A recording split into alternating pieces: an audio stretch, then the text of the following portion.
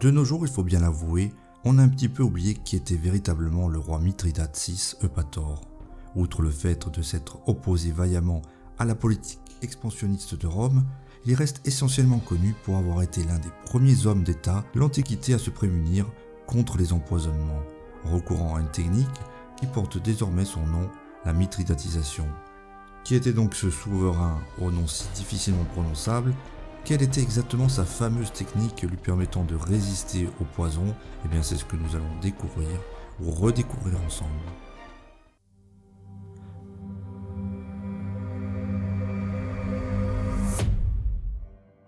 Tout commence en 120 avant Jésus-Christ à Sinope, une cité grecque établie sur les côtes de la mer Noire, dite alors Ponteuxin.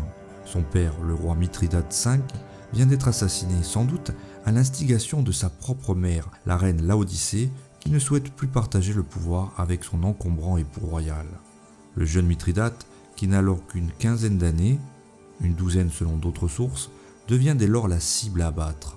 C'est ainsi qu'il échappe miraculeusement à plusieurs tentatives d'assassinat, notamment lors d'un accident provoqué de cheval, puis avec du poison mélangé à sa nourriture.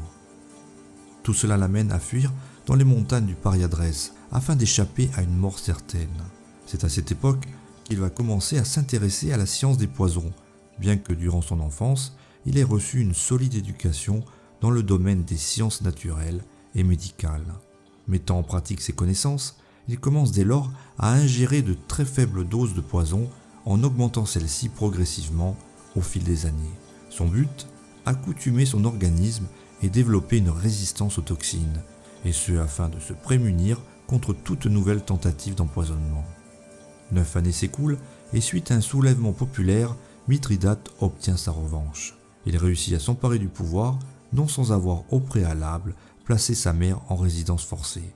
Désormais roi du Pont, il mène de nombreuses conquêtes afin d'étendre le royaume de son père, qui comprend désormais tout le Ponteuxin et l'Anatolie.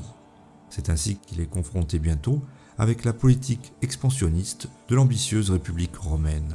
Mithridate sera d'ailleurs l'un des seuls rois à tenir tête à Rome, et ce pendant plus de 25 ans, au cours des fameuses guerres mithridatiques qui vont s'étendre de 88 à 63 avant Jésus-Christ. Cependant, la supériorité militaire des Romains, la qualité de généraux tels que Sylla, Lucullus ou Pompée, mais aussi l'épuisement des ressources en or, hommes et ravitaillement de son royaume auront raison de ses ambitions. En 63 avant Jésus-Christ, après plusieurs guerres intermittentes contre Rome, Mithridate se retrouve désormais acculé dans le petit royaume du Bosphore, correspondant à l'actuelle Crimée, où il a trouvé refuge. Encerclé par les soldats de Pompée, les trahisons de ses proches se succèdent, à commencer par celle de son propre fils, un dénommé Pharnace, qui le renverse avec l'appui de l'armée. Abandonné de tous, Mithridate ne peut qu'assister du haut de son palais au couronnement de son fils Félon. Selon Appien, un historien du IIe siècle de notre ère, le vieux roi déchu, craignant d'être livré aux Romains, tente alors de se suicider en absorbant du poison. Parmi les rares personnes de son entourage qui ne lui ont pas tourné le dos figurent ses 2 filles.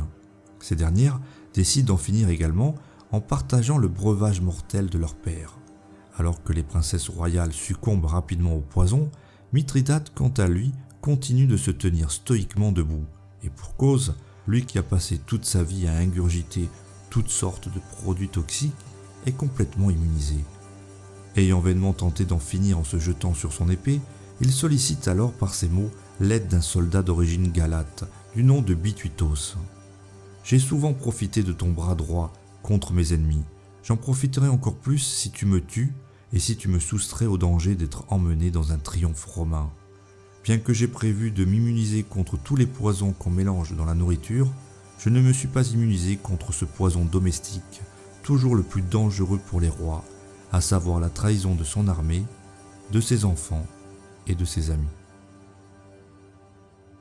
Pris de pitié, le dénommé Bituitos rendit le service que lui demandait Mithridate, en l'achevant d'un coup de glaive. Le roi du Pont sera finalement embaumé, puis enterré à Sinope, sa ville natale. Le principe de mithridatisation, consistant à ingérer des doses croissantes de poison, ne lui ayant paradoxalement guère servi. Il aurait été sans doute bien plus utile au philosophe Socrate, qui, condamné à mort, avait dû quant à lui boire le terrible poison de la ciguë, mais ceci est une autre histoire qui sera contée une autre fois. Voilà, j'espère que vous avez aimé la vidéo. Si c'est le cas, lâchez un pouce vers le haut, ça aide vraiment à la promotion de la chaîne. Si ça n'est pas déjà fait, abonnez-vous et cliquez sur la petite cloche pour ne pas rater les prochaines sorties vidéo. Enfin, si vous souhaitez faire un don, vous pouvez le faire via Tipeee ou Utip.